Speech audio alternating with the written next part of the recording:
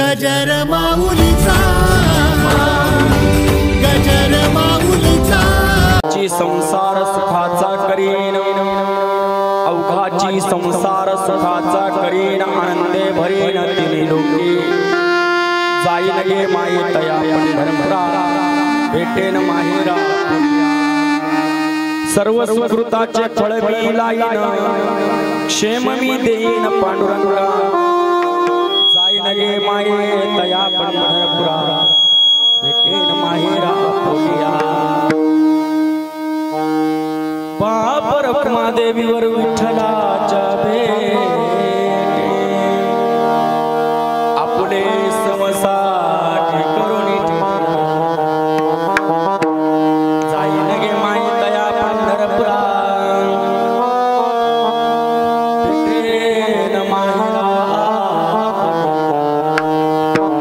समचरण समुजम सांद्रनीला बुधावम जगन्मीत पाणी मंडनम मंडनाना तरुण तुलसी माला कंदरम गजनेत्रम सदैवलहासं विठ्ठलं चिंतया सदैवलहासं विठ्ठलं चिंतया पांडुरंगा करू प्रथम नमन पांडुरंगा करू प्रथम पांडुरंगा करू प्रथम नमन पांडुरंगा करू प्रथम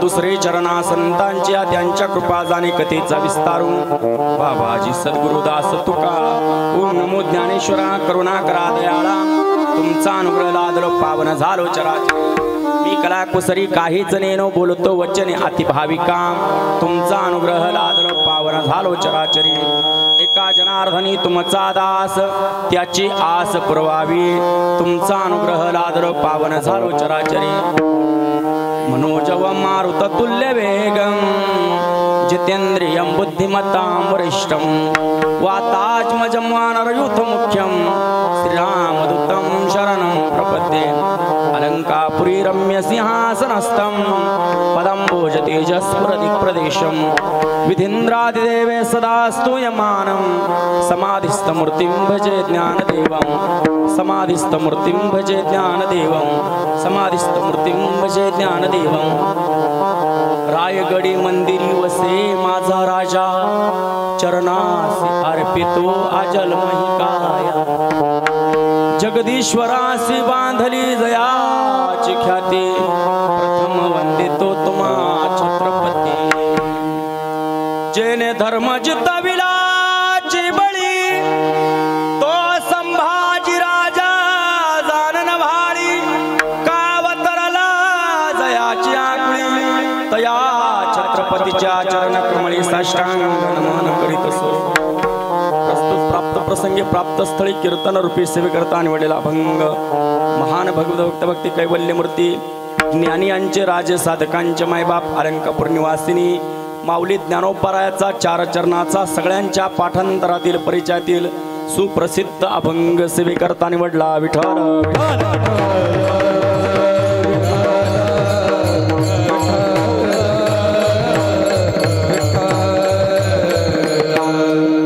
वैकुंठवासी हरिभक्तपरायण विनायक आसाराम वाबळे माऊली यांच्या प्रथम पुण्यस्मरणार्थ आपण या ठिकाणी दुःखित अंतकरणाने सगळे जमलेलो आहोत त्यांना जाता जाता शेवटची श्रद्धांजली वाहून आपण पुढे जाणार आहोत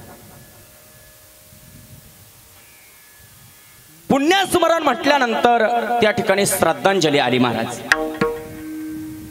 आणि वारकरी संप्रदाय हा श्रद्धेला अत्यंत किंमत देतो महाराज कारण भगवान परमात्मा हा श्रद्धेचा भुकेला आहे महाराज आणि म्हणून आज श्रद्धेला फार किंमत आहे तुमची श्रद्धा ही तुम्हाला भक्तीच्या सर्वोच्च शिखरापर्यंत घेऊन जाते आणि आज श्रद्धा कार्य असल्यामुळे, श्राद्ध कार्य असल्यामुळे आजच्या दिवशी श्रद्धेला अत्यंत महत्त्व आहे. आणि या श्राद्ध कर्माच्या माध्यमातून वैकुंठवासी विनायक दादांना आपण शेवटची श्रद्धांजली श्रद्धेनं वाहणार आहोत. त्यांच्या मुलांनी हा भव्य दिव्य स्वरूपामध्ये केलेला वर्ष श्राद्धाचा कार्यक्रम, सुंदर माईक सिस्टीम, सुंदर ऑर्गन वादक, सुंदर पखवाज वादक, सुंदर गायनाचार्य आणि हे कीर्तन ज्यांच्या माध्यमातून लाईव्ह कास्ट होत आहे असे गजर माऊलीचा सुंदर चॅनल आहे. लासलगाव या ठिकाणचा आमचे विनोद कांगणे सर हा चॅनल चालवतात. सगळ्यांनी या चॅनलला सबस्क्राईब करा, लाईक करा. आणि आणखीन मी जाता आता सांगेल, जरी आजचं कीर्तन या ठिकाणी 2 तास होणार असलं तर उभ्या आयुष्यामध्ये आपला आयुष्याचा शेवटचा क्षण होईपर्यंत हे कीर्तन तुम्हाला पाहता येणार आहे.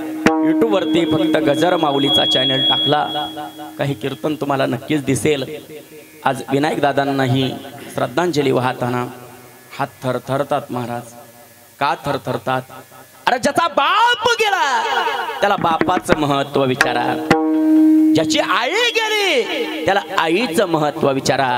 आज या कुटुंबाचा बाप गेलेला आहे आणि म्हणून बाप गेल्याचं दुःख काय असतं हे कुटुंबानं भोगलेलं आहे. महाराज गेल्या वर्षापूर्वी जो बाप या घरामध्ये दिसायचा, गेल्या वर्षापूर्वी हा बाप लग्न कार्यामध्ये दिसायचा, गेल्या वर्षापूर्वी हा बाप गावच्या कुठल्याही सामाजिक कार्यामध्ये दिसायचा. जो बाप घरामध्ये दिसायचा तो बाप आता इथून पुढे या घरात परत कधी दिसणार नाही. परत कधी दिसणार नाही. आभाळा एवढं दुःख या कुटुंबाच्या वाट्याला आलेलं आहे. महाराज आभाळा एवढं दुःख आलेलं आहे. मी नेहमी सांगायचो, मनुष्याच्या जीवनामध्ये एक वेळेला भाऊ गेला तर भावाची किंमत कुणी ना कुणी देईल, बहीण गेली तर बहिणीची किंमत कुणी ना कुणी देईल, एखाद्याची आत्या गेली तर आत्या मिळेल, पण गेलेला बाप परत कधी मिळत नाही. शिवरंजनी म्हणून हा बाप या कुटुंबात परत कधी दिसणार नाही. असं म्हणतात, डोंगराआडून उगवलेला सूर्य आपल्याला पुन्हा पुन्हा दिसतो, पण माती आड गेलेला बाप परत कधी दिसत नाही. आणि महाराज बाप गेल्याचं दुःख काय असतं या परिवाराला विचारा. एखादा कीर्तनकार आईचं महत्व सांगतो, एखादा कीर्तनकार बापाचं महत्व सांगतो. ज्याची आई गेली ना आप्पा त्याला आईची किंमत विचारा. मी असं कीर्तनकार आहे, माझी आई गेली आणि आई गेल्यामुळे आई गेल्याचं दुःख काय असतं हे मी प्रत्यक्ष भोगलेलं आहे.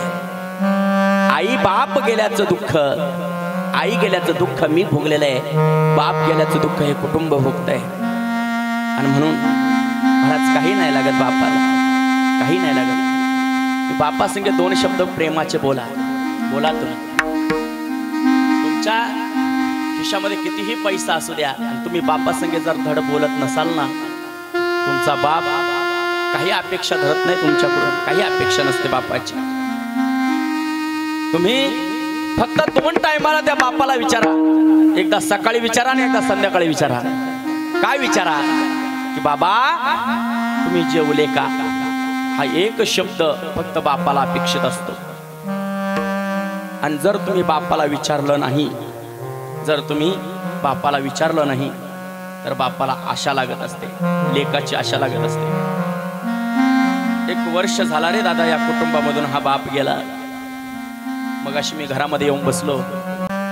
जसं कोरोनाच्या काळात दादा पंढरीमध्ये पांडुरंग परमात्मा नव्हता, असं वाटत होतं आपल्याला. मंदिराचा दरवाजा लवकर उघडला जावा, मंदिर लवकर उघडलं जावं. जसं पंढरपुरातला पांडुरंग नसल्यावर पंढरपुराला किंमत नाही ना, तसं या परिवारामध्ये हा बाप नसल्यावर या परिवाराला किंमत नाही महाराज. आणि म्हणून हे बापाचं महत्व आहे महाराज. माझ्यासारख्या कीर्तनकारांना काय सांगावं, पण तुम्हाला सगळ्यांना माहिती आहे बाप गेल्याचं दुःख काय. माझ्या समोर माता भगिनी बसल्या.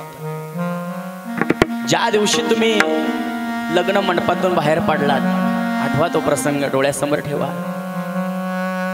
सगळे वराडी मंडळी आले होते, सगळे समोर बसले होते, गावचे पाहुणे मंडळी आले होते, राजकीय सामाजिक धार्मिक क्षेत्रातील सगळे मान्यवर मंडळी भाषण देत होते. पण त्या प्रसंगाला तुमचा बाप, सगळ्या माणसांनी कडक कपडे घातले होते, कुणी सेंट मारलेले होते, कुणी कोट घातलेले होते, पण तुमचा बाप त्या दिवशी कडक कपडे घालत नाही. सगळे त्याला सांगतात, अरे वर बाप आहेस ना तू, वर बापाला कमीत कमी इस्त्रीचे तरी कपडे घातले पाहिजे. नाही रे गाड्या, माझी लेक आज नांदायला जाणार आहे, माझी लेक आज नांदायला जाणार आहे, आणि माझं पिल्लू आज लोकांच्या लेकराला मी सहज देऊन टाकणार आहे. आणि म्हणून ते दुःख त्या बापाला विचारा. त्या दिवशी बाप नोकरासारखा राबराब राबतो महाराज, नोकरासारखा राबराब राबतो. पंक्तीमध्ये जेवण वाढायचं काम करतो, कुठे चटाया उचलायचं काम करतो. अशी कामं करता करता करता करता कोणीतरी जवळ येतं, वर बापाला सांगतं, अहो आता तुमच्या मुलीचा लग्न प्रसंग जवळ आलाय, आता मुलीचं लग्न लागणार आहे. बाप जसा जसा जवळ जातो, मुलीचं लग्न लागलं जातं, आणि त्या लग्न प्रसंगाला मुलगी उभी राहते, अंतरपाठ धरला जातो. कुणीतरी मंगलाष्टका म्हणतं, आली गटे समीप नवरा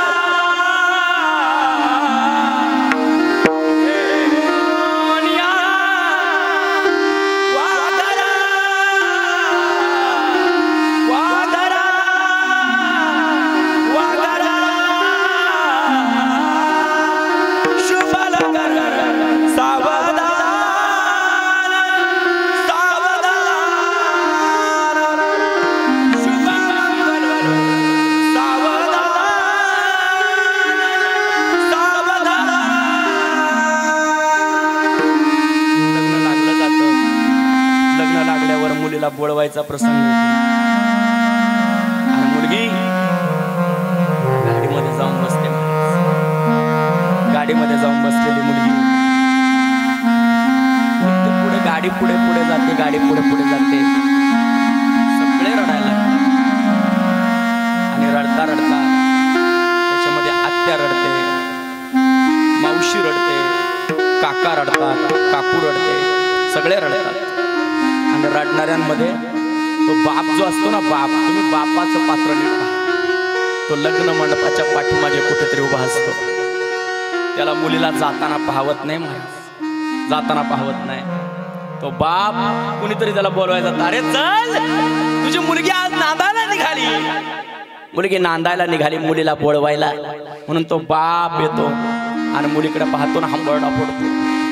माता भगिनींनो, तुमचा सगळ्यांचा बाप लग्न मंडपात रडला असेल, सगळ्यांचा रडला असेल, आणि तो बाप मुलीच्या गळ्यामध्ये पडतो, हंबरडा फोडतो, आणि हंबरडा फोडून रडणारा बाप मुलीच्या डोळ्यातले अश्रू पुसतो. आणि मुलीच्या डोळ्यातले अश्रू पुसल्यानंतर मुलीला सांगतो, सगळं जग रडलं तरी चालेल, पण माझी मुलगी आज रडता कामा नये. बाबा मी रडणार नाही, तुमच्या डोळ्यातले अश्रू पाहिल्यानंतर मला राहणार नाही. बाबा तुम्ही रडू.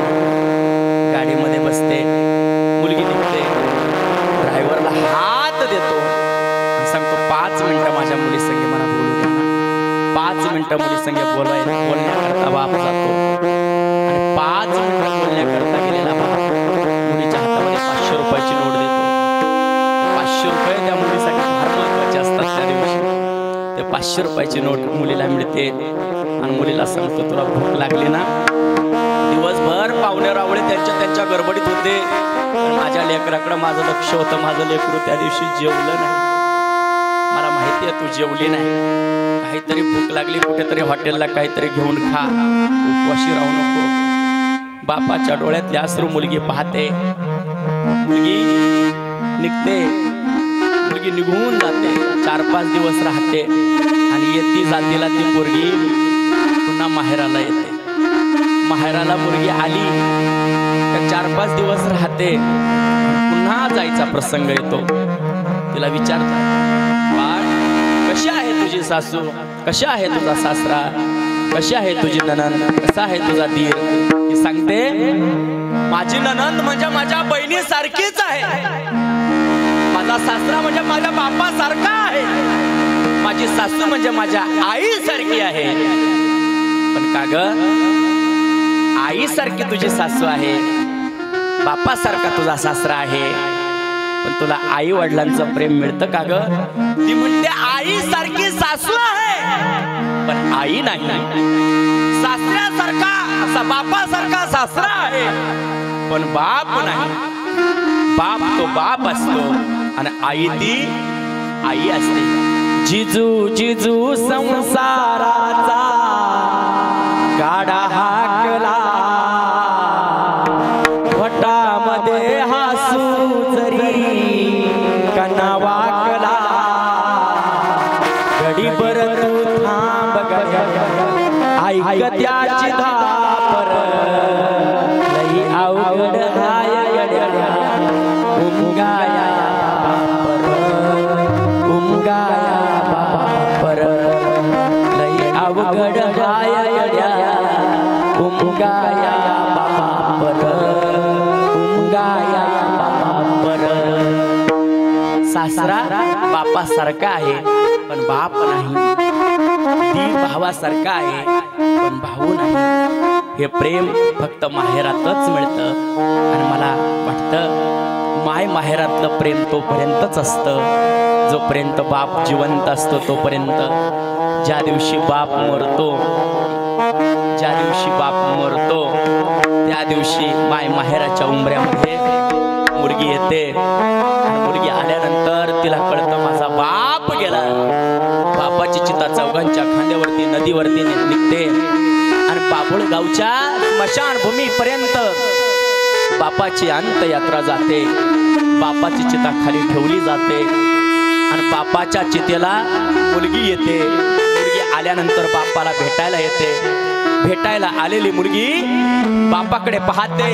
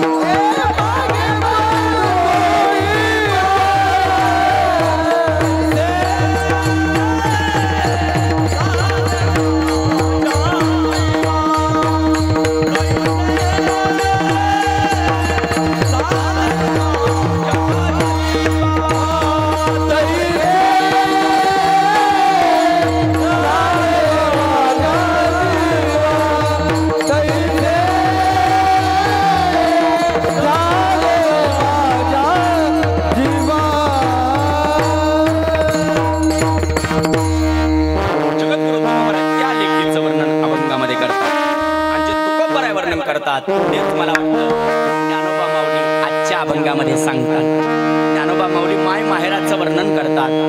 किती गोड वर्णन करतात. ज्ञानोबा माऊलीला माऊलीचं माहेर कोणतं नाही ना. माऊली ज्ञानोबाचं माहेर कोणतं.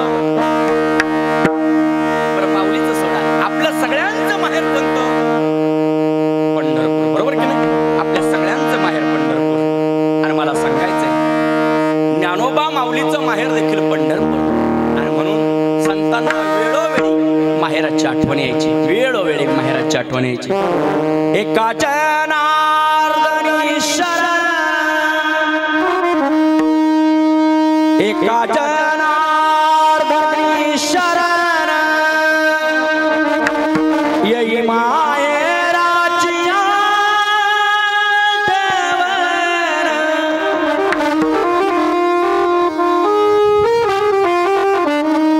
येई माहेराची आठवण,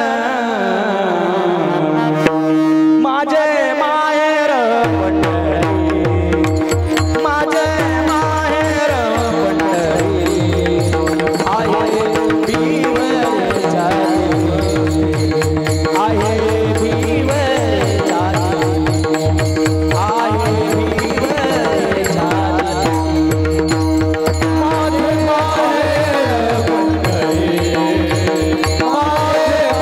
माहेर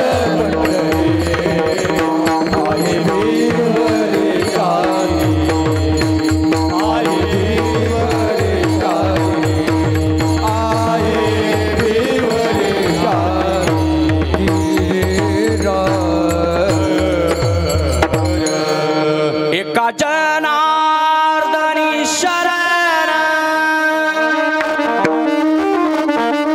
येई माहेराची आठवण, येई माहेराची आठवण, माझे माहेर पंढरी,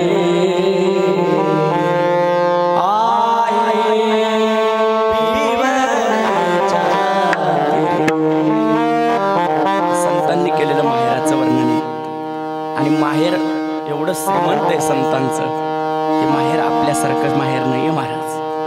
आपलं माहेर कर्मदरिद्री महाराज.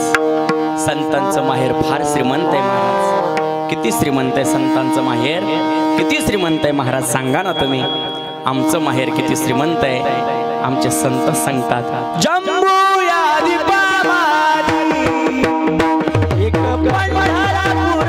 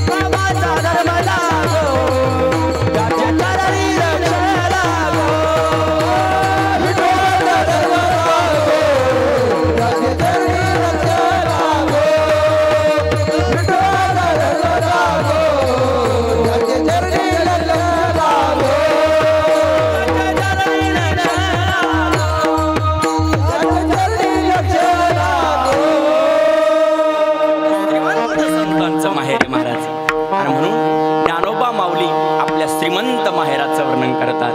आणि माऊली म्हणतात मी हा संसार सुखाचा करण्याकरता कुठे जाईल, माझ्या माहेराला जाईल. अभंगाचं दुसरं चरण जाईन गे माये दया पंढरपूर, जाईन गे माये दया पंढरपूर, जाईन गे माये दया पंढरपूर, जाईन गे माये दया पंढरपूर, जाईन गे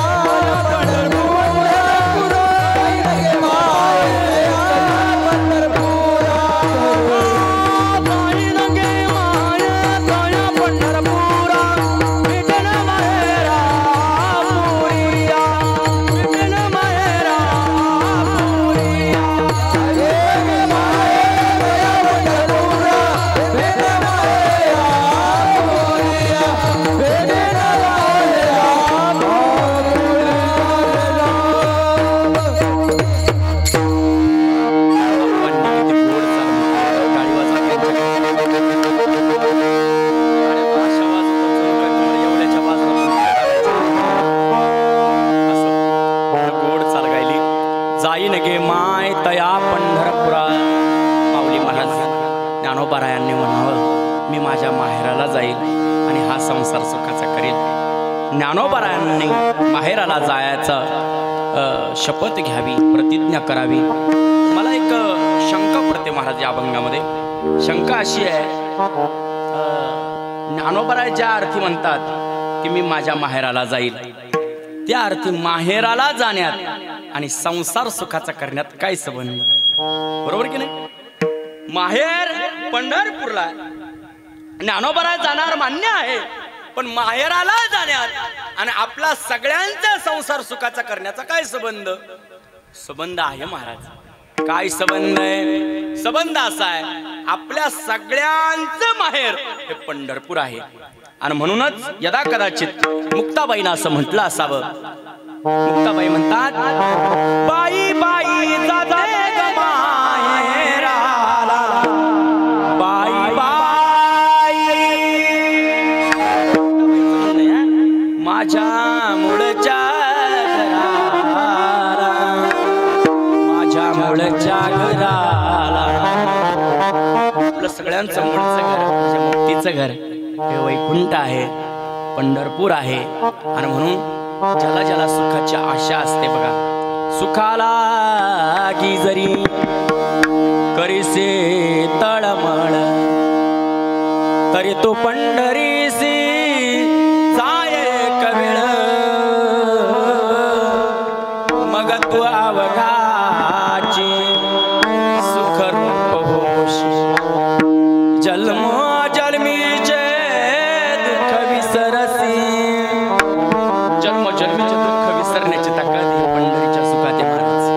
आणि म्हणून पंढरपूरला जावं महाराज. तुम्हाला सांगू, पंढरपूरला गेल्यानंतर आपला संसार सुखाचा होतो महाराज. विठ्ठल विठ्ठल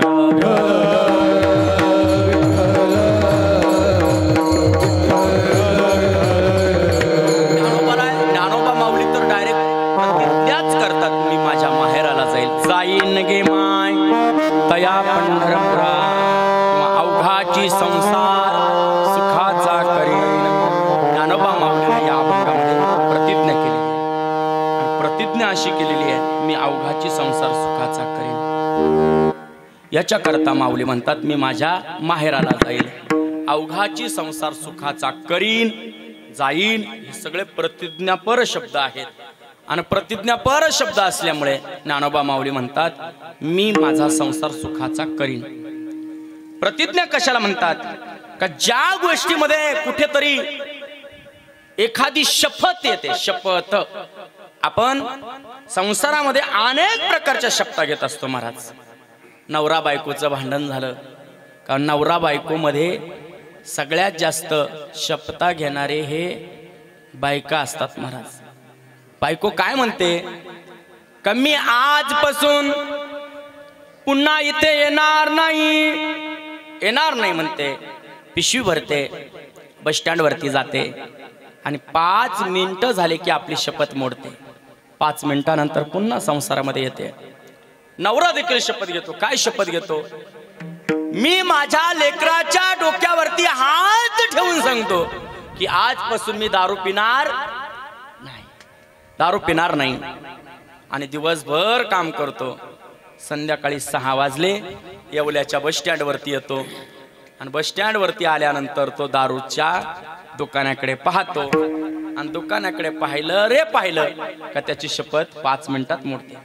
पाऊले चालते दारूची वाट, सुखी संसाराची लावणी वाट, सुखी संसाराची लावणी वाट. पाऊले चालते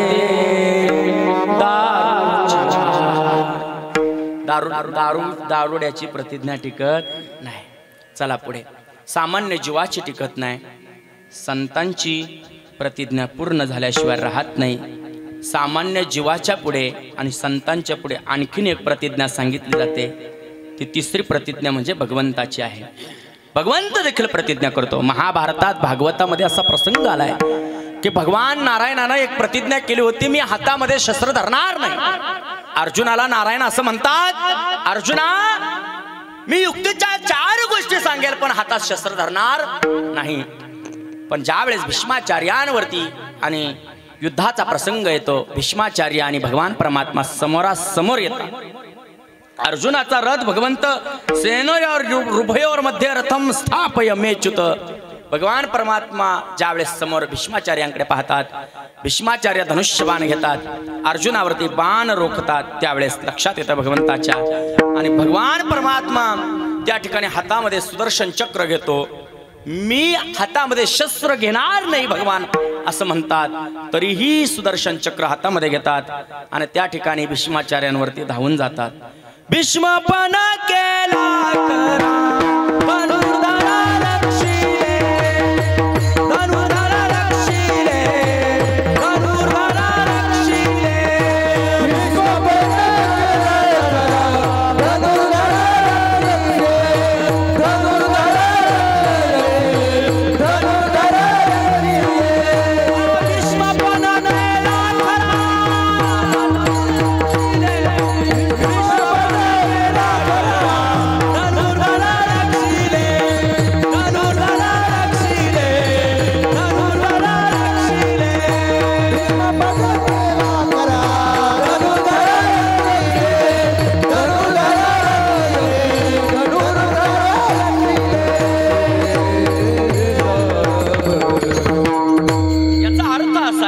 भगवान परमात्म्याची देखील प्रतिज्ञा टिकत नाही.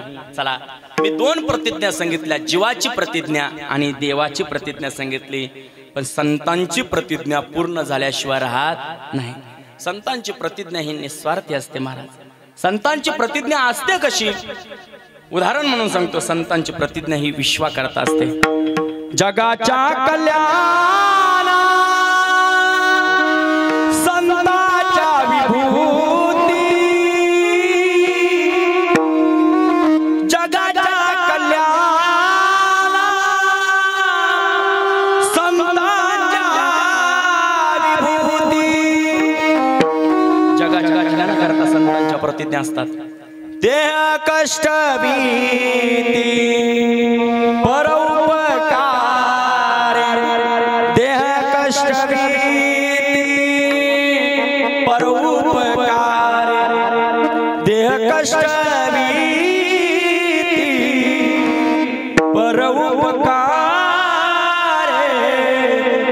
ते जगाच्या कल्याणाकरता संत महात्मे जगत असतात आणि संत महात्म्यांच्या प्रतिज्ञा देखील विश्वाकर्ता असतात.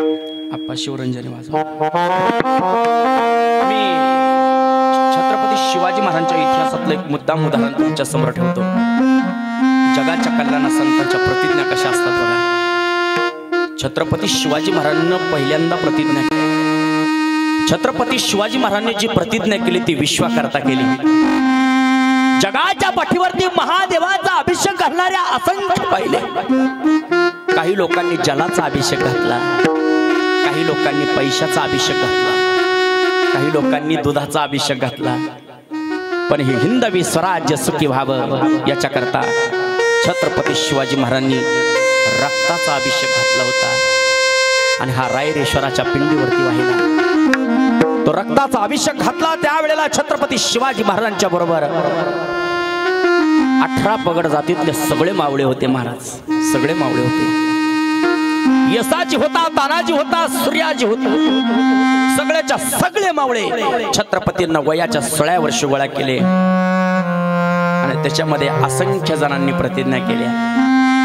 हिंदवी स्वराज्य म्हणजे स्वतःचं राज्य. हे स्वराज्य होणे हे तो श्रींची इच्छा आहे. आणि म्हणून त्यामध्ये प्रतिज्ञा करणारा माझा तान्हाजी मालुसरे देखील होता. तान्हाजी मालुसरेंना प्रतिज्ञा केली हिंदवी स्वराज्याकरता आणि ती पूर्ण करून दाखवली महाराज. प्रसंग फार गोड आहे.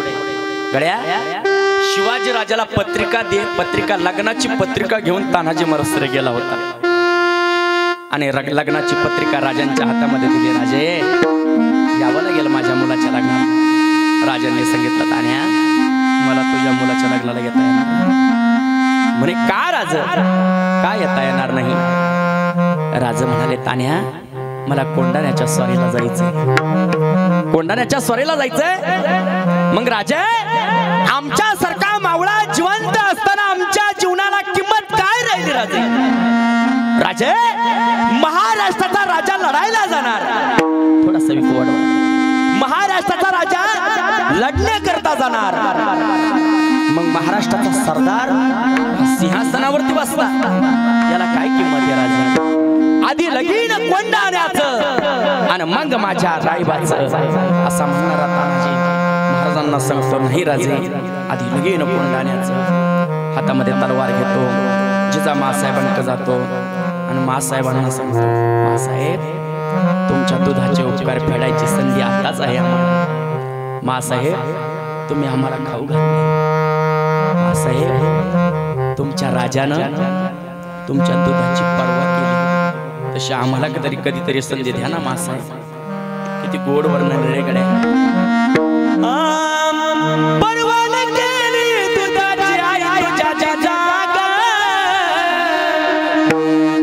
झाला महाराष्ट्राचा राजा शुभा माझा ग, झाला महाराष्ट्राचा राजा शुभा माझा ग, झाला महाराष्ट्राचा राजा शुभा माझा ग,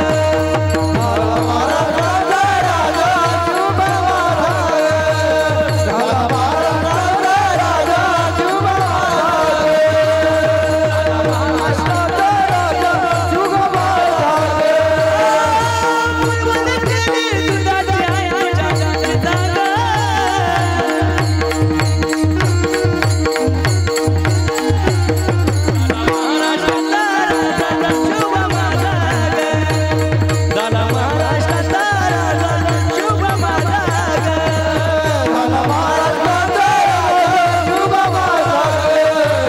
झाला महाराष्ट्राचा राजा शुभा माझा ग, झाला महाराष्ट्राचा राजा शुभा माझा ग।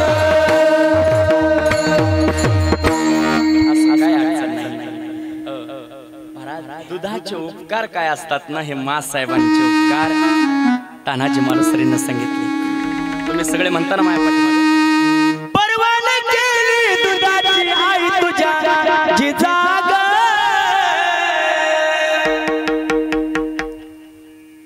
आला सगळ्यांनीच पाठिंबा काढल्यावर सरकार कसं उभं राहायचं? झाला महाराष्ट्राचा राजा शुभा माझा ग। तानाजी मालुसरेंना सांगितलं, मासाहेब ते दुधाचे उपकार फेडायची तयारी आज आमची आहे, आम्हाला संधी द्या। मासाहेबांना आशीर्वाद दिला। तानाजी मालुसरेंना तलवार घेतली आणि निघाले महाराजला। रात्रीचे 12 वाजले होते, रातकिड्यांचा आवाज येत होता। पुणे प्रांताच्या बाहेर तानाजी मालुसरे गडाच्या बाहेर पडले महाराज। त्या कोंढाण्याच्या पायथ्याला तानाजी मालुसरे जाऊन पोहोचले। असं वाटत होतं सह्याद्री नावाची वाघीण व्याली की काय, आणि त्या वाघिणीच्या पोटी 350 वाघ जन्माला आले की काय। ते 350 वाघ कोंढाणा गडाच्या डोंगरीच्या कड्यानं वरती चढले। वरती चढले, जसे वरती चढले तसा गडाचा दरवाजा तोडला। गडाचा दरवाजा तुटला, त्यावेळेला उदयभान सिंह राठोड नावाचा समोरून एक नराधम आला, जो तानाजी मालुसरेंसंग युद्ध करू लागला। आणि त्या युद्धामध्ये तानाजी मालुसरेंसंग लढता लढता लढता लढता रातच्या 2:30 वाजले। पहाटेचा सुमार होता। घनघोर युद्ध झालं। त्या घनघोर युद्धामध्ये तानाजी मालुसरेंची तलवार तुटली, ढाल तुटली, पण ढाल तुटली तरी डोक्याचा बागोटा काढून हाताला गुंडाळला। तानाजी मालुसरे लढू लागला आणि लढता लढता लढता लढता लढता लढता घायाळ झालेला तानाजी खाली कोसळला। तानाजी खाली कोसळला। सूर्याजी नावाच्या बंधूंनी पाहिलं आपला भाऊ खाली कोसळलाय। सेनापती पडला। सगळे मावळे सैरा वैरा इकडे तिकडे पळायला लागले। मावळ्यांना पळताना पाहिलं। सूर्याजी मालुसरे आरडले ओरडले, अरे पळताय काय भेटण्यासारखे? आपला बाप इकडे मरून पडलाय, सेनापती मरून पडलाय। अरे काय तोंड दाखवा शिवाजी राजाला।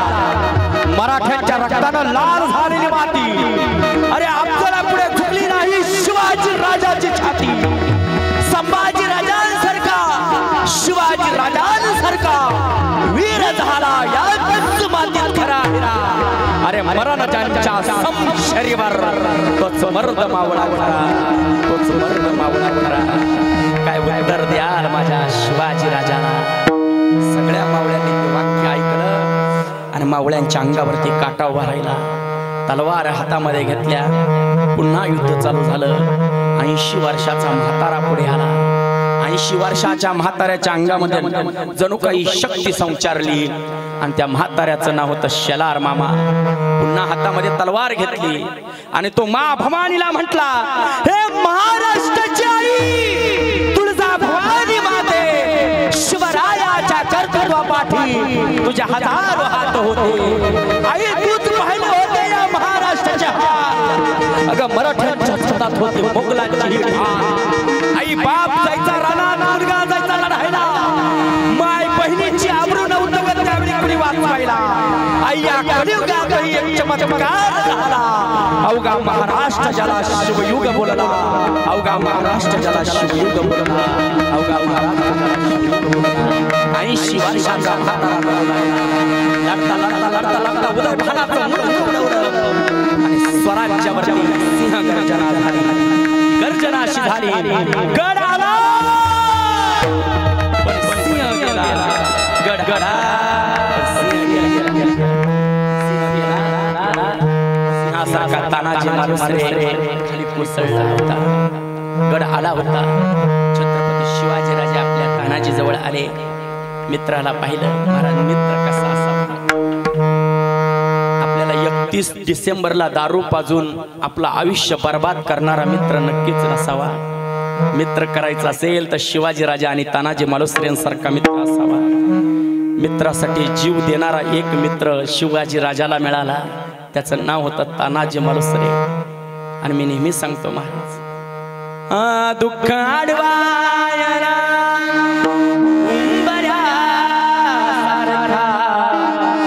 मित्र बनव्या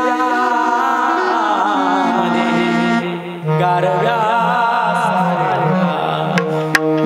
एक तू मित्र कर आरशा सारखा. मित्र बनव्या गारव्या सारखा. आत्महत्या तू करणार नाही कधी. आत्महत्या करणार नाही कधी. एक तू मित्र कर आरशा सारखा. मित्र बनव्या मध्ये गारव्या सारखा. मित्र बनव्या मध्ये गारव्या सारखा.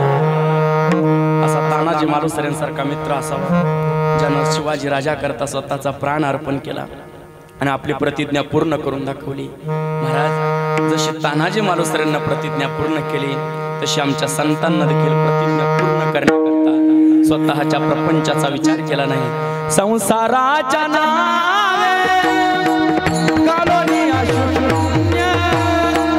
संसाराच्या नावे कालोनी अशून्य.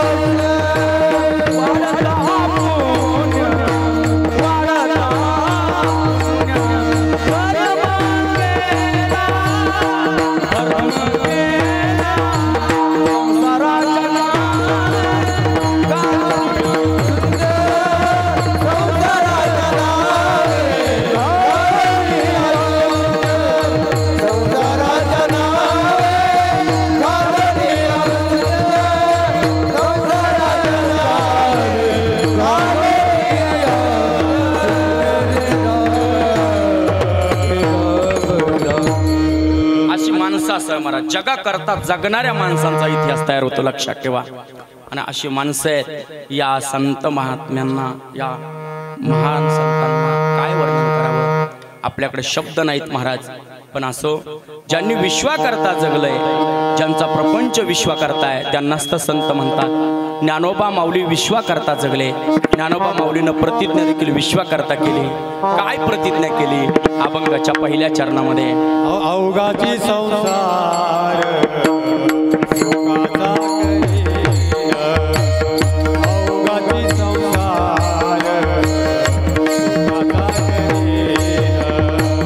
अवघाची संसार सुखाचा करी, अवघाची संसार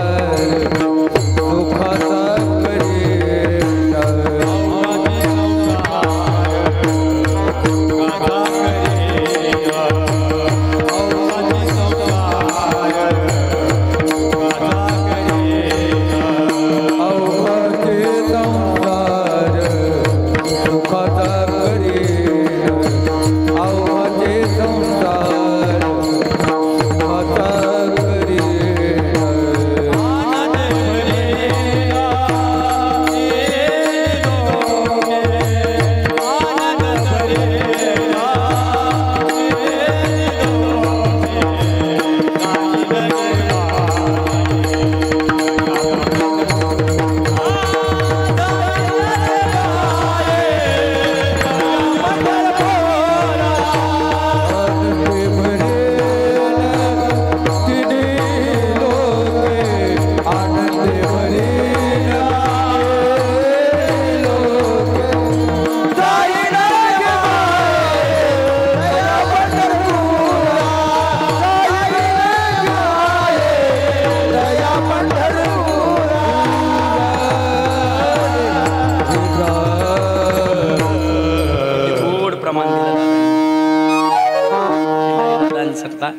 जोरात टाळी वाजायला. खूप दिवसाने आमची भेट झाली, 4-5 वर्षानंतर भेट झाली. पण असं फार सुंदर चालवण केल्याने बघा. वारकरी चालीमध्ये वारकरी चालींची साथ मिळणं हे देखील कीर्तनकाराचं भाग्य आहे. मला आणखीन सांगतो, काही लोक गातात नोटा करतात, काही लोक गातात पोटा करता, काही लोक गातात थाटा करता, काही लोक गातात कोटा करता, पण वारकरी गातात ते विठोबा करतात. विठोबा करता गात असल्यामुळे त्यांच्या गायनाला किंमत आहे महाराज. गोड प्रमाण दिलं. ज्ञानोबा माऊली म्हणतात, मी अवघाची संसार सुखाचा करीन. आणि म्हणून सगळ्या संसारिकानं ज्ञानोबा माऊलीकडे जावं महाराज, असं आमचे गुरुवर्य सांगायचे. संसारिकाचा प्रपंचच माऊली सुखाचा करते. म्हणूनच की काय, आळंदीमध्ये लग्न लागतात. विठ्ठल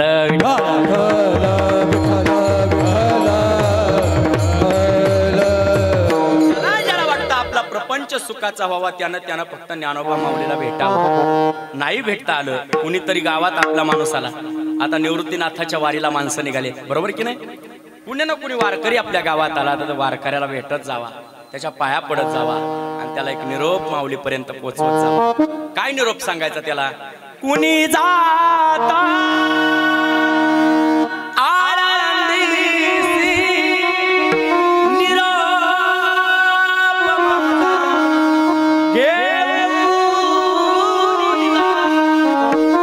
एवढा निरोप सांगायचा. काय निरोप सांगायचा? हा भाव माझ्या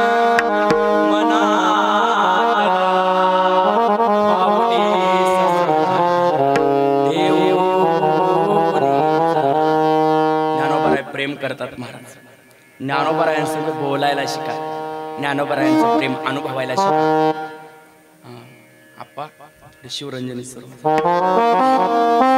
ज्ञानोबराकडे प्रेम करतात. ज्ञानेश्वरी वाचत असाल, ज्ञानेश्वरी वाचताना बघा, काही लोकांना ज्ञानेश्वरी वाचता येत नाही, काही लोकांना ज्ञानेश्वरीचे श्लोक वाचता येत नाही रे दादा. या माणसांना काय करावं? फक्त ओळीवरती बोट ठेवत चालावं आणि पान पुढे लोटत चालावं. पण ऐका, मामा सांगायचे, मामासाहेब दांडेकर म्हणायचे, ज्ञानेश्वरीचं पान उचकताना देखील काळजी घेत जा. तुम्ही फडफड करत पानं उचकू नका, एखाद्या पुस्तकासारखी पानं उचकू नका. म्हणायचे का उचकू नका? माझ्या ज्ञानोबरायाचा अंतःकरण फार कोमल म्हणायचे. ज्ञानोबारायाचं अंतःकरण लोण्यासारखं आहे म्हणायचे. आणि लोण्याला तुम्ही हात लावून पहा, हात लावला रे लावला लोण्याला खड्डा पडतो महाराज. तसं जर ज्ञानोबाराय इतके कोमल असतील, ऐका रे गड्या, मजा याच्यामध्ये. ज्ञानोबाराय जर लोण्यासारखे कोमल असतील तर ज्ञानेश्वरी ज्ञानोबा माऊलीची लेक आहे, लक्षात ठेवा. ज्ञानोबा माऊली जर इतके कोमल असतील तर विचार करा त्यांची लेक किती कोमल असेल. आणि मग तिला हात लावताना देखील जपून लावत जा. हात लावताना फडफड फडफड पानं उचकू नका, जपून पानं उचकत जा. ज्ञानेश्वरी वाचू नका. तर ज्ञानेश्वरीच्या स्नेह पल्लवामध्ये ज्ञानोबारायाच्या मांडीवरती झोपायला शिका. ज्ञानेश्वरी वाचताना असा अनुभव येईल तुम्हाला. ज्ञानेश्वरी आपली माय आहे आणि आपण आपल्या मायच्या म्हणजे आपल्या आईच्या मांडीवरती झोपतोय की काय, आपली आई आपल्याला कुवळते की काय, अशी अनुभूती तुम्हाला येईल. आप्पा, माझ्या जीवनातला मी प्रसंग आहे गड्या, मी स्वतः अनुभवलाय. कीर्तनाच्या गादीवरती उभा आहे. आज मला 15 वर्ष झाली आळंदीमध्ये. आप्पा, मी 15 वर्षाच्या 15 दिवाळ्या आळंदीमध्ये काढल्यात. आणि माझी आई गेल्यापासून आज जवळजवळ 6-7 दिवाळ्या झाल्या. मला प्रत्येक दिवाळीला माझ्या आईची आठवण येते आप्पा. एक दिवाळी मला आठवते आप्पा, मी माऊलीच्या मंदिरामध्ये बसलो होतो, ज्ञानेश्वरी वाचत होतो. आणि ज्ञानेश्वरी वाचता वाचता त्या दिवशी सहज माझ्या मनात आलं, अरे माझी आई जर या जगामध्ये असती तर मला आज दिवाळी खायला मिळाली असती. माझी आई जर या जगामध्ये असती तर आज मला लाडू खायला मिळाला असता. माझी आई जर या जगामध्ये असती तर आज करंजी खायला मिळाली असती. पण माझं दुर्दैव काय असेल, माझी आई या जगामध्ये नाही. आणि असं त्या दिवशी का कुणास ठाऊक पण फार आईची आठवण येत होती. ज्ञानेश्वरी वाचता वाचता आजन वृक्षाखाली माणसं यायचे, पाया पडून जायचे, माणसं यायचे, माऊलीच्या मंदिरात जायचे. सत्य घडलेला प्रसंग सांगतो. आणि ज्ञानेश्वरी वाचता वाचता त्या दिवशी दिवाळीच्या दिवशी सहज माऊलीला म्हटलं, माऊली माझी आई या जगामध्ये आहे. आई नसल्यामुळे अनाथ लेकरू आहे. आज तुमच्या दारामध्ये माझ्या मनात पाप आलं बरं का दादा, मनात असं पाप आलं. अरे एवढी लोक येतात ज्ञानोबा माऊलीच्या समोर काही ना काही प्रसाद ठेवतात. कुणीतरी दिवाळी आणतं, माऊलीच्या समाधी पुढे ठेवतं. काय कुणास ठाऊक, माझी आई जर इथे असती तर मला दिवाळी मिळाली असती. पाप आलं. माऊली माझ्या जवळ आली आणि त्या माऊलीनं मला सांगितलं, महाराज ज्ञानेश्वरी वाचताय? हो म्हटलं, ज्ञानेश्वरी वाचताय. किती वाजता होईल ज्ञानेश्वरी वाचून? म्हटलं 2 वाजता होईल. म्हटले माझं एक काम आहे, तेवढं कराल का? म्हटलं काय काम आहे माऊली? त्या माऊलीनं सांगितलं, काम एवढंच आहे, या पिशवीमध्ये करंजा लाडू आहेत, एवढे फक्त ज्ञानोबा माऊलीच्या समाधीपर्यंत नेऊन पोहोचवायचे. म्हटलं माऊली चालेल, ते काम मी तर जरूर करेल. मी ती पिशवी माझ्या जवळ घेतली. आप्पा, पिशवीमध्ये पाहिलं तर दिवाळीचा फराळ दिसत होतं. बरोबर का?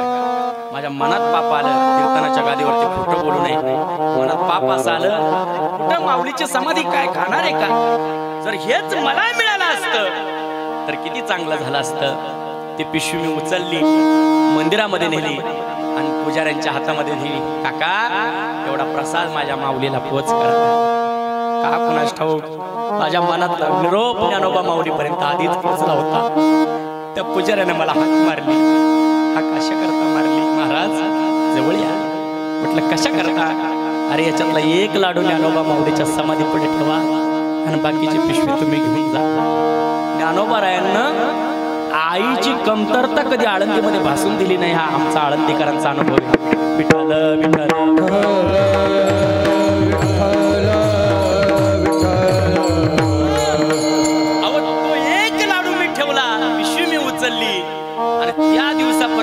त्या दिवसापासून ते आतापर्यंत आप्पा ज्ञानोबा माऊलीकडे काहीच मागितलं नाही. कारण मला माहिती आहे, लेकराची इच्छा पुरवणारी आई आणि बापच असतात. आज या परिवाराला विचारा, महाराज कुठलीही इच्छा या परिवारामध्ये मुलांनी प्रकट करू द्या आणि बापाची इच्छा पूर्ण केली नसेल असा एक सुद्धा दिवस गेला नसेल जे मी पाहिलं नाही. ऐका रे गड्या, आई लेकराला कमरेवरती घेत असते. आई लेकराला कमरेवरती घेत असते, पण बाप लेकराला कमरेवरती कधीच घेत नाही. बाबा, बाप लेकराला खांद्यावरती घेत असतो. आई लेकराला कमरेवरती घेते, बाप लेकराला खांद्यावरती घेतो. बाप लेकराला खांद्यावरती का घेतो? कारण जे मी पाहिलं नाही ते माझ्या लेकरानं पाहिलं पाहिजे. जे मी पाहिलं नाही ते माझ्या लेकरानं पाहिलं पाहिजे. हे बापाचं प्रेम असतं. आणि आई बापापेक्षाही महान आमचे संत आहेत. आणि म्हणून तर असं म्हटलंय, केले उपकार सांग मी काय, बापन करी, बापन करी. काय आई बापाला केले नाही ते उपकार संत करतात. काय उपकार केले संतांनी? संतांनी आम्हाला पंढरपूर दाखवलं. संतांनी आम्हाला माहेराला नेलं. संत आपल्या घरी येतात, सगळ्यांना सांगतात, चला हो चला पंढरीला जीवाच्या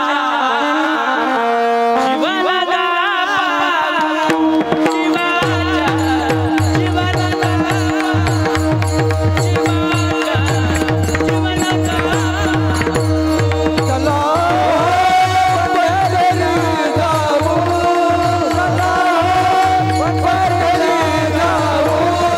जीवाच्या जीवनाला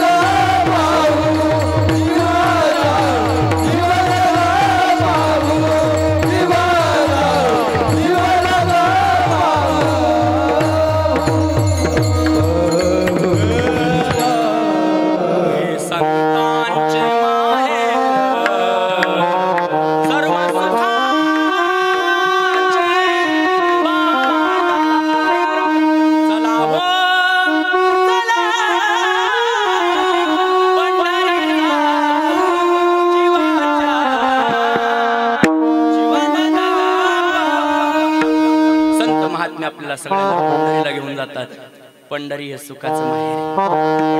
पंढरी किती सुख आहे. घातला दुकान तेथे आलिया सीतान, संत उदार उदार भरले अनंत भंडार. विठोबार माई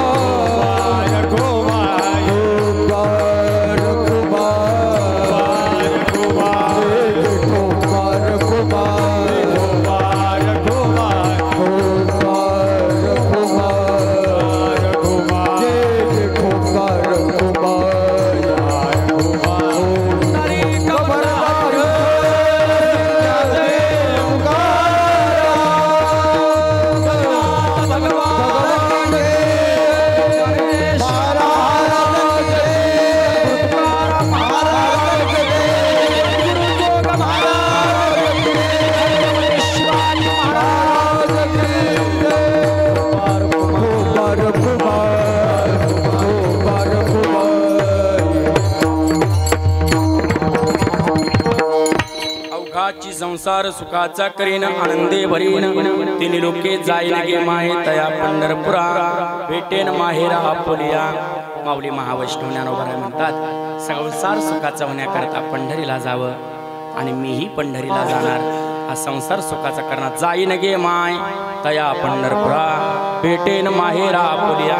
याच्याकरता मी माझ्या माहेराला जाणार आणि माहेराला जाऊन हा संसार सुखाचा करणार. पण ज्ञानोबा माऊलीला सगळ्या बाभळगावच्या लोकांनी विचारलं, माऊली जाल तुम्ही माहेराला, कराल आमचा संसार सुखाचा, पण एक विचारू. म्हटले विचारा ना, राग नाही येणार ना? म्हटले येणार नाही, बोला तुम्ही. माऊलींना विचारलं, माऊली तुम्ही तुमच्या बापाकडे जाल, पण तुम्ही तुमच्या बापाच्या समोर हात पसराल. ज्ञानोबा माऊली हात पसरणार आणि तुम्ही हात पसरून हा संसार सुखाचा करण्याची अपेक्षा धरणार. माऊली म्हणतात, मी हात पसरणार नाही.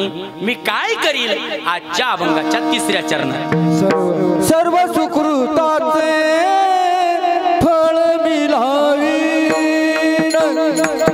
सर्व सुकृताचे फळ मिळावी, सर्व सुकृताचे फळ मिळावी, सर्व सुकृताचे फळ मिळावी. क्षमा मी देई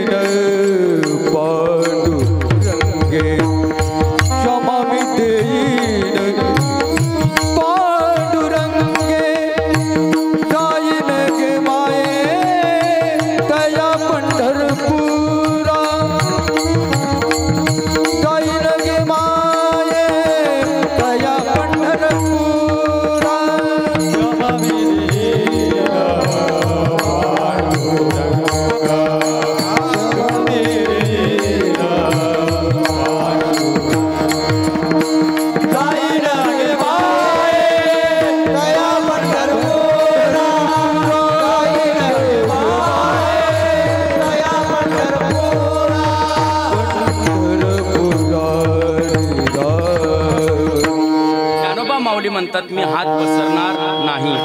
मी काय करेल, माझ्या बापाकडे जाईल आणि माझा बाप माझा संसार सुखाचा केल्याशिवाय राहणार नाही. माझा बाप माझा संसार नक्की सुखाचा करेल. माऊली, करेल तुमचा बाप संसार सुखाचा, पण तुम्हाला त्याच्या समोर हात पसरावे लागणार. माऊली म्हणतात मी हात नाही पसरणार. सर्व सुकृताचे फळ मी लाईन. मी जे जन्मोजन्मी जे काही पुण्य केलं त्या पुण्याच्या जोरावर माझ्या सत्यवादाचे तप वाचा केली बहुत कल्प तया फळाचे महादीप पातलो प्रभू. बहुत सुकृताची जोडी म्हणून विठ्ठली आवडी. राहू द्या दादा, राहू द्या, शूटिंग चालू आहे. बस 5 मिनिटं. माझ्या सत्यवादाचे तप मी जे काही पुण्य केलं, राहू द्या दादा, राहू द्या, पुण्य केलं त्या पुण्याच्या जोरावर मी माझा संसार सुखाचा करील.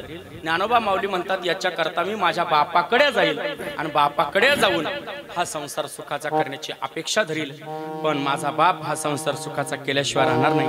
बघा, याच्यातून ज्ञानोबारायांचा स्वाभिमान दिसतो. ज्ञानोबारायांचा स्वाभिमान बघा, बापाकडे जावं, मुलीच्या जातीनं बापाकडे जावं, पण स्वाभिमानानं जावं. मुलगी एकदा सासरी नांदायला गेली, सासरी नांदत असताना मुलगी ही सासरची होत असते, मुलगी माहेरची राहत नसते. तिथून पुढं मुलीच्या जातीनं किती स्वाभिमानानं जगावं हे आजचा अभंग आपल्याला शिकवतो. मुलीच्या जातीनं एवढं स्वाभिमानानं जगावं का बापासमोर हात सुद्धा पसरू नये हे आपल्याला माऊलीचा अभंग शिकवतो. बापासमोर सुद्धा हात पसरू नये. मग हात पसरे धीक जयाचे जिने किंवा भिक्षा पात्र अवलंबने जळो जिने लाजीरवाने. आमचे संत महात्मे म्हणतात देवाच्या समोर सुद्धा आम्ही हात पसरणार नाही. काही मागणे ते आम्हा अनुचित वडिलांची रीत जाणतो. आमच्या वडिलांची रीत आहे, देवाकडे सुद्धा मागताना काही हात पसरा करी आहोत. वारकरी कधी हात पसरत नसतात. तुम्हाला उदाहरण म्हणून सांगतो, छत्रपती संभाजी महाराजांचं उदाहरण आहे. महाराज आहेत ना आप्पा, थोडं सोर द्या तोडीचा. छत्रपती संभाजी महाराज आहेत ना रातच्या 12 वाजता संगमेश्वरावरती गेले होते आणि संगमेश्वरावरती गेलेले असताना बघा रात्रीचा प्रसंग आहे, रात्रीचे 1:30 वाजले होते. 1:30 वाजता संगमेश्वरावरती छत्रपती संभाजी महाराजांना कैद करण्यात आलं होतं. छत्रपती संभाजी महाराज कैद झाले त्यावेळेला 1:30 वाजले होते. रातच्या 1:30 वाजता गणोजी शिर्के नावाच्या मराठा मावळा आहे, राजांशी गद्दारी केली ज्यानं आणि गद्दारी करून आपल्या औरंगजेबाला जाऊन मिळाला. औरंगजेबाला सांगितलं आमचा राजा संगमेश्वर मुक्कामी असताना तुम्ही त्यांना पकडा. राजा गाफील असेल, राजाला पकडणं सोपं जाईल. मुकरब खानाला बोलावलं. मुकरब खानाला सांगितलं मुकरब एवढी महत्वाची जबाबदारी तुझी आहे, करशील एवढी पार पाडशील. त्यावेळी मुकरब खानानं सांगितलं असा जातो आणि त्या संभाला पकडून आणतो. मुकरब खानाला मिळाला गणोजी आणि गणोजीने आणि मुकरबने मिळून छत्रपती संभाजी महाराजांना रातच्या 1:30 वाजता कैद केलं. महाराजांच्या हातामध्ये साखळदंड पडला. महाराज साखळदंडामध्ये पडले. महाराजांच्या पायामध्ये साखळदंड बांधण्यात आला. असं वाटत होतं जणू काही सह्याद्री नावाच्या वाघिणीच्या पोटी हा वाघ आलाय आणि त्या वाघाला साखळदंडामध्ये बांधलाय. तो वाघ औरंगजेब बादशाहच्या पुढे उभा केला. संभाजी राजे औरंगजेबाच्या समोर मान तहाट करतात आणि तहाट मानेनं औरंगजेबाला उत्तर देतात. औरंगजेब विचारतो संभा बोल तुझे डर नहीं लगता क्या? संभाजी राजे हसले आणि हसत मुखाने राजे म्हणाले अरे हमसे डर नहीं लगता लेकिन हमसे सबको डर लगता है. हमें डर नहीं लगता, हमसे सबको डर लगता है. आणि त्यावेळेला औरंगजेब बादशाह रागवला. महाराज बादशाह होता तो, दिल्लीचा बादशाह. आणि त्यानं संभाजी राजाला पहिली शिक्षा केली. काय शिक्षा केली? संभाजी राजाला शिक्षा केली. राजाला सांगितलं राजा कुणाच्या समोर उभा आहे? याद राख हे औरंगजेब बादशाह आहे. संभाजी राजाला सांगितलं आणि संभाजी राजानं सांगितलं अरे कोण औरंगजेब? मी ओळखत नाही त्या औरंगजेबाला.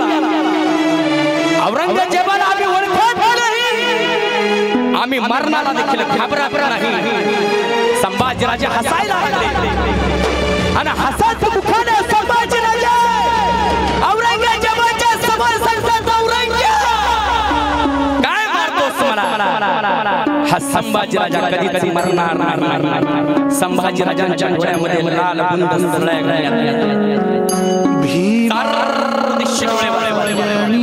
काळ निळ रक्त बाहेर आलं. माझा राजा रडायला लागला नाही, माझा राजा हसत होता. लाल बुंद डोळे झाले, डोळ्यामधले फूल बाहेर पडले. राजा घाबरले नाही, राजा घाबरले नाही. या राजे हसायला लागले, डोळे बाहेर पडले. मुखानं मरणाला कवटाळलं, मरण कवटाळलं. राजांच्या देहाच्या किती हाल राजांच्या डोळ्यामध्ये सळ्या घातल्या, राजांची नख काढण्यात माझा राजा घाबरला नाही. राजांची नख काढण्यात आले, राजा घाबरला नाही.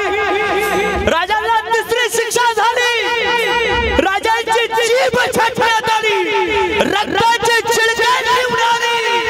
पण संभाजी राजा शरण गेला नाही. हातापायाचे हाल करण्यात आले, रोमाच्या ठिकाणी चटके देण्यात आले. माझ्या महाराजांचा देह असा लाल रक्तानं भरला होता. रक्तानं भरलेला तो देह असं वाटत होता जणू काही मारुतीला शिंदूर लावावा. ज्याप्रमाणे शिंदुरानं भरलेला मारुती असावा असा संभाजीराजाचा देह भासत होता. संभाजीराजाचा लाल बुंद देह पाहिला आणि त्या ठिकाणी कवी कलश त्या औरंगजेबाला बोलला, अरे औरंगजेब, माझ्या राजाचा तळतळ तुला लागल्याशिवाय तू जरी या महाराष्ट्रामध्ये आला पण मरताना मात्र याच महाराष्ट्रात तळमळून मरशील. कवी कलशानं औरंगजेब हसत होता, दैत्यासारखा राक्षसासारखा हसत होता. राजांच्या देहाचे हाल केले. शेवटी एक दिवस नाही, 2 दिवस नाही, 40 दिवस माझ्या महाराजांना पाणी नाही, माझ्या महाराजांना अप्पा जेवण नाही, अन्न नाही, पाणी नाही. अन्न पाण्याविना महाराजांचा देह शिथिल पडला, देह शिथिल पडला. आणि देह शिथिल पडल्याच्या नंतर संभाजीराजांनी शेवट मृत्यूला कवटाळलं. मृत्यू आला, तो मृत्यू देखील संभाजीराजांकडे पाहून घाबरला असेल, तो यम देखील संभाजीराजांकडे पाहून घाबरला असेल. अरे जगा काळ खाय आम्ही माथा दिला पाय, संभाजीराजांना पाहून मृत्यू देखील घाबरला असेल. मी नेहमी सांगतो, यासाठी केला होता अट्टहास, शेवटचा दिवस गोड व्हावा, आता निश्चिंतीने पावलं विसावा, कुंडली आधावा कृष्णाची. राजांना मृत्यू कवटाळला, राजांना शेवटचा श्वास घेतला. भीमा भामा इंद्रायणीच्या तटावरती महाराजांनी शेवटचा श्वास घेतला. महाराजांच्या देहाला मुखाग्नी देण्यात आला. मला इथून पुढचा इतिहास सांगायचा नाही, सांगण्याजोगाही नाही. मला एकच सांगायचंय, मरण कवटाळलं पण स्वाभिमान सोडला नाही. याला छत्रपती संभाजी राजा म्हणतात. धन्य धन्य संभाजी राजा.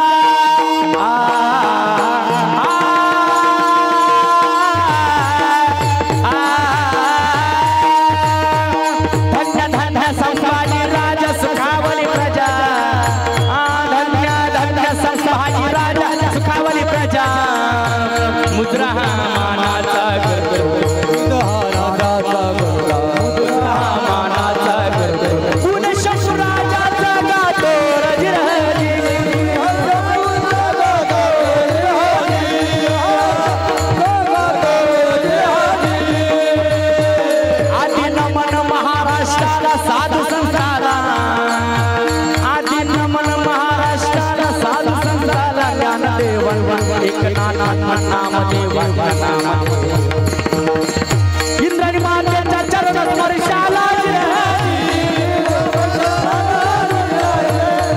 छत्रपती शिवाजी महाराज की, छत्रपती संभाजी महाराज की. याला स्वाभिमानाचं मरण. आणि हे आमच्या माऊलीनं सांगितलं. स्वाभिमान कशाला म्हणतात? सर्वांग ज्ञानोबाराय म्हणतात सर्वांगटी राम देहादे सूर्यप्रकाश कस रश्मी असा असणारा भगवंत प्रत्येकाच्या हृदयामध्ये राहतो. तो भगवंत आपलासा करावा. आपण पंढरीला जावं आणि पंढरीला गेल्याच्या नंतर हात पसरू नये. हात पसरू नये हे ज्ञानोबारायांनी आपल्याला शिकवलं. मला तेच सांगायचे, सगळ्यांनी एकदा हात वरती करा. पांडुरंगाकडे एक प्रार्थना करूया. काय प्रार्थना करायची आहे? एकच प्रार्थना करायची का भगवंता या जन्मामध्ये आम्ही आलो, या जन्माच्या जन्म मृत्यूच्या कचाट्यामधून आम्हाला मुक्त कर. एवढी प्रार्थना आपण करूया. सगळ्यांनी भजन करूया. विठ्ठल माझा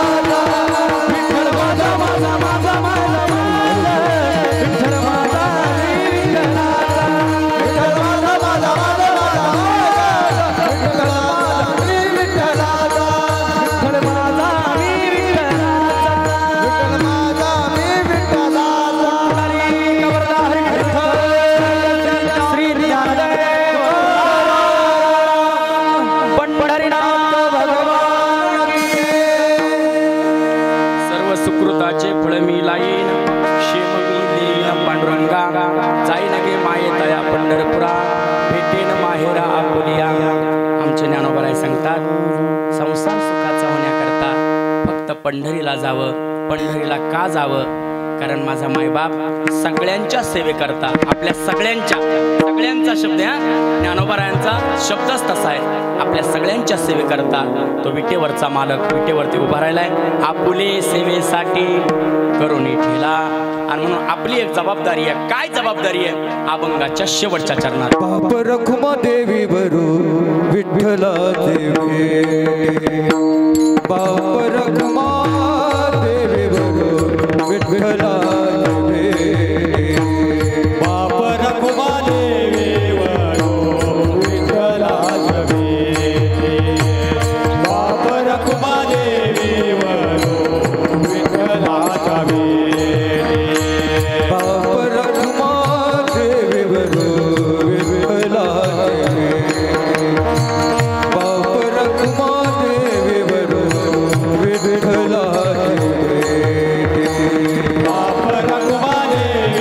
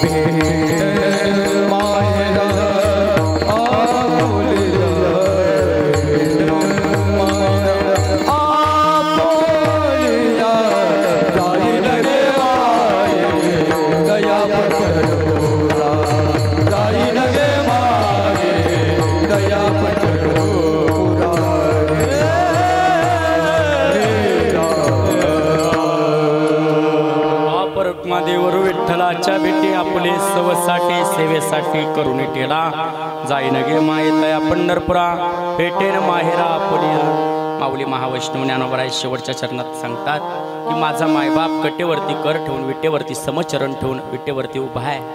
ज्ञानोबा माऊली तुम्ही आमचा सगळ्यांचा संसार सुखाचा करीन म्हणता, आमचा प्रपंच सुखाचा करीन म्हणता, कुणाच्या जीवावर हा एक प्रश्न आहे आणि त्याचं उत्तर ज्ञानोबा माऊली शेवटच्या चरणामध्ये देतात का मी माझ्या बापाची भेट घेईल आणि हा संसार सुखाचा केल्याशिवाय राहणार नाही. बाप या या या एका गोष्टीला अत्यंत महत्त्व आहे आणि म्हणूनच आज मुद्दाम या बापाच्या सेवेकरता या देखील अभंगामध्ये ज्ञानोबा माऊलीनं आपल्या बापाचंच वर्णन केलं आहे. बाप रखुमादेवीवरू हा शब्द आलेला आहे आणि ज्ञानोबाराय म्हणतात बाप रखुमादेवीवरू विठ्ठलाच्या भेटी माझा बाप हा पांडुरंग परमात्मा आहे. मी माझ्या बापाकडे जाईल, हा संसार सुखाचा करील आणि माझा बाप विटेवरती उभा असल्यामुळे तो समचरण असल्यामुळे तो सगळ्यांची काळजी वाहतो. माझा बाप माझा संसार सुखाचा केल्याशिवाय राहणार नाही असं माऊली देखील या अभंगामध्ये सांगतात. जाता जाता एक तुम्हाला सांगून जाईल, ज्ञानोबाराय ज्या अर्थी बापाकडे जाईन म्हणतात, ज्ञानोबाराय ज्या अर्थी संसार सुखाचा करीन म्हणतात, त्या अर्थी ज्ञानोबारायांना बापाचा किती मोठा आधार असला पाहिजे. शिवरंजनी ज्ञानोबारायांना बापाचा किती मोठा आधार असला पाहिजे. तुम्हाला सांगेल ज्ञानोबा माऊलींना बापाचा म्हणजे पांडुरंगाचा एवढा मोठा आधार आहे. ज्ञानोबा माऊली मधुकरीला जरी गेले, ऐका रे गाड्या फार गोड आहे. ज्ञानोबारायांचं चरित्र जर तुम्ही वाचलं असेल, ज्ञानोबारायांचं चरित्र जर अभ्यासलं असेल तर ज्यांनी ज्यांनी माऊलीचं चरित्र अभ्यासलंय, ज्यांनी ज्यांनी वाचलंय त्यांना ज्ञानोबारायांचं चरित्र हृदयाला लागल्याशिवाय राहणार नाही. तुमच्या अंतकरणाचा पर्व काळावरती निवृत्तीनाथ समाधिस्थ झालेले आहेत. म्हणून मी एखादं फार पवित्र आहे. नाशिक जिल्ह्यासाठी तर अत्यंत पवित्र आहे. का पवित्र आहे? कारण नाशिकचं नाशिक नाव का पडलं दादा? नाशिक नाव का पडलं याचा इतिहास रामायणाशी जोडला जातो.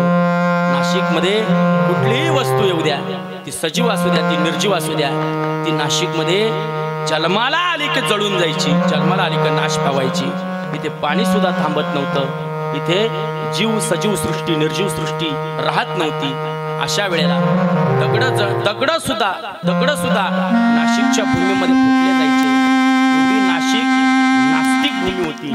पण त्या भूमीला पदस्पर्श प्रभू रामाचे लागले, पदस्पर्श सीता मैयाचे लाभले. आणखीन सांगेल रे गड्या, इथे राम प्रभू येऊन गेले, इथे मैया सीता येऊन गेले. एवढंच कमी पडलं की काय. म्हणून प्रत्यक्ष नाथ महाराज निवृत्तीनाथांच्या रूपानं या नाशिकच्या भूमीला पदस्पर्श लावून गेले. नाशिकची भूमी फार पवित्र झाली, एवढी पवित्र झाली का नाशिकचे नाव पडलं होतं. ते नाशिक नाव पवित्र करून गेले आणि एवढं पवित्र करून गेले की आज तुम्ही नाशिक नुसतं बोललं तरी तुमचं पाप नाश पावल्याशिवाय राहणार नाही. एवढी पवित्र नाशिक भूमी झाली आणि ही पवित्र जर कोणी केली असेल तर ती माझ्या निवृत्तीनाथांनी केलेली आहे. आणि म्हणून तुम्ही नाशिककर फार भाग्यवान आहात. उद्याच्या एकादशीला निवृत्तीनाथांची वारी आहे. निवृत्तीनाथांच्या दरबारात एकच मागा, काय मागा? आल्या जन्मी योग यावा, एक शब्द करावा. आल्या जन्मी योग यावा, एक शब्द करावा. माझं मरण येण्याआधी मला ज्ञानोबाराय दावा. कोरलय काळजात माऊली तुझं नाव, कशी बशी माझी किनाऱ्याला लाव. एवढं निवृत्तीनाथांकडे मागत जा, एवढं ज्ञानोबा माऊलीकडे मागा. एवढं जरी मागितलं तरी निवृत्तीनाथ आपला संसार सुखाचा केल्याशिवाय राहणार नाही. निवृत्तीनाथ कोण? मी निवृत्तीनाथांवरती फार छान चिंतन केलेलं आहे, यूट्यूबवरती ते उपलब्ध आहे. पण तरी मी पुन्हा सांगतो, निवृत्तीनाथ कोण?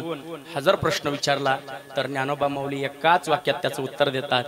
सकळ ही तीर्थे निवृत्तीचे पायी, सकळ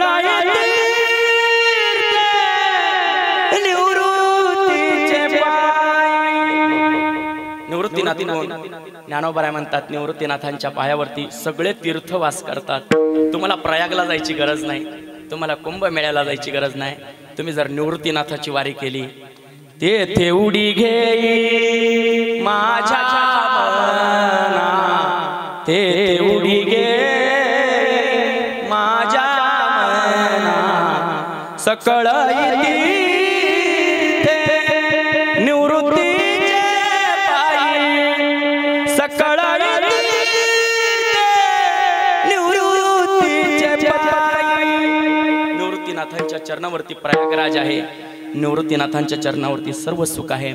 आणि म्हणून ज्ञानोबा माऊलीला जेव्हा जेव्हा स्नेह पल्लव वाटायचा तेव्हा तेव्हा निवृत्तीनाथाला कवटाळायचे. भावाच्या आठवणीमध्ये ज्ञानोबा माऊली रडायचे. एक दिवस असा आळंदीतला गेला रे दादा आप्पा, आम्ही आज आळंदीमध्ये राहतो ना, आळंदीच्या प्रत्येक गटारीमध्ये आणि प्रत्येक कानाकोपऱ्यामध्ये तुम्हाला अन्नाचे ढीग दिसतील. आज प्रत्येक ठिकाणी आळंदीमध्ये कमीत कमी दादा 150 ते 200 लग्न दिवसभरामध्ये लागतात. आणि अन्न, उरलेलं अन्न हे उकिरड्यामध्ये फेकून दिलं जातं. उकिरड्यामध्ये फेकून दिल्यानंतर ते अन्न सडतं. आम्हाला कधी कधी वाईट वाटतं का याच मातीमध्ये, याच भूमीमध्ये, याच मातीवरती माझ्या ज्ञानोबा माऊलीला अन्न मिळालं नाही, याच मातीवरती निवृत्तीनाथांना अन्न मिळालं नाही, याच मातीवरती माझ्या माऊलीला पाणी मिळालं नाही. आज ते अन्न सुद्धा काय म्हणत असेल, ते अन्न सुद्धा म्हणत असेल अरे कोण्या जन्मात आलो रे आम्ही, या कलियुगामध्ये आलो. याच्यापेक्षा जर माऊलीच्या काळात आलो असतो तर ज्ञानोबाराच्या मुखाला लागलो असतो. आमचं अन्न रूपाला जन्माला येऊन आमचं काहीतरी नशीब उदयाला आलं असतं. ते अन्न सुद्धा म्हणत असेल, पाणी सुद्धा म्हणत असेल. ते सांगून जाईन तुम्हाला. एक दिवस असा यायचा, ज्ञानोबा माऊली मधुकरीला जायचे. मधुकरीला जायचे, लोक दरवाजे लावून घ्यायचे. लोक म्हणायचे ज्ञान्या संन्यासाच्या करट्या, इथं तुला मधुकरी नाही, गाव सगळं वाटवून टाकलंस. ज्ञानोबारायला काढून द्यायचे. ज्ञानोबाराय पुढे पुढे निघायचे, पुढे पुढे चालायचे, घरी यायचे. घरी आल्यानंतर निवृत्तीनाथ दादाकडे पाहायचे. निवृत्तीनाथांना माऊलीच्या मनातलं कळायचं. निवृत्तीनाथ काहीच मागत नव्हते. सोपान काका मुक्ताबाई ज्ञानोबारायच्या जवळ यायचे. ज्ञानोबारायला म्हणायचे ज्ञाना रे दादा भूक लागली रे दादा, 2 दिवस झाले अन्न नाही पोटामध्ये, भूक लागली दादा, काहीतरी आणलं का रे झोळीमध्ये. त्या झोळीमध्ये पाहिलं का मुक्ताबाईला दिसायचं झोळीत काहीच नाही. त्यावेळेस ज्ञानोबाराय म्हणायचे मुक्ता घाबरू नकोस, बस इथे. ज्ञानोबाराय आसन टाकायचे, तिथे मुक्ताबाईला बसवायचे, सोपान काकाला बसवायचे, ताट पुढे घ्यायचे. मुक्ताबाईला आणि सोपान काकाला त्या ताटामध्ये अरे बघा रे केळीच्या पानावरती, त्यांच्या घरात ताट तरी कशाचं असेल, केळीच्या पानाचं ताट. त्या केळीच्या पानावरती आजान वृक्षाची पानं चुरगळायचे, त्याच्यामध्ये इंद्रायणीचं पाणी टाकायचे. आणि तो एक एक घास, आजान वृक्षाचा तो एक एक पानाचा घास ज्ञानोबाराय सोपान काकाच्या मुखामध्ये घालायचे, मुक्ताबाईच्या मुखामध्ये घालायचे. म्हणायचे हा काऊचा घास, हा चिवचा घास, हा आईचा घास, हा बापाचा घास, बाबाचा घास, असं म्हणून सोपान काकाचं मुक्ताबाईचं पोट भरायचे. माझ्या निवृत्तीनाथ देखील म्हणायचे अरे ज्ञानाबाई माझी अनाथाची माय, एका जनार्दनी पाय वंदित असे. निवृत्तीनाथाने देखील वर्णन करावं. अमर्यादा कधी नाही केली याने, शिष्य गुरुपण सिद्धीसी नेले. असा विलाप मांडियला भक्ती, खंती करिता त्रिजगती. ज्ञानदेवासारखी मूर्ती न देखो म्हणती राया. अशा माऊलीचं आपण कीर्तनाच्या शेवटी भजन करूया. सगळ्यांनी म्हणा ज्ञानेश्वर माऊली, ज्ञानराज माऊली, ज्ञानेश्वर माऊली, ज्ञानराज माऊली, माऊली ज्ञानेश्वर माऊली, ज्ञानराज माऊली, ज्ञानेश्वर माऊली, ज्ञानराज हरे विठ्ठल जय जय विठ्ठल, जय जय विठ्ठल. माऊली